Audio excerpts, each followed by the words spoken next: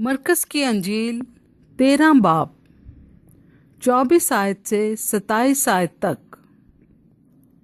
इब्ने आदम की आमद।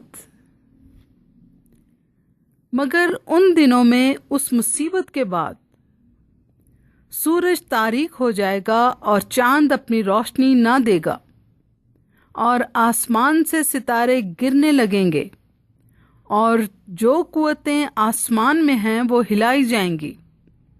और उस वक्त लोग इब्ने आदम को बड़ी कुदरत और जलाल के साथ बादलों में आते देखेंगे।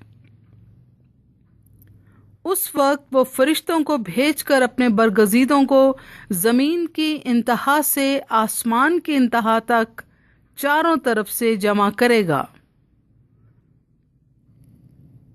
कलाम मुकद्दस के पढ़े, सुने, समझे और कबूल किए जाने पर खुदा की बरकत हो। आमीन।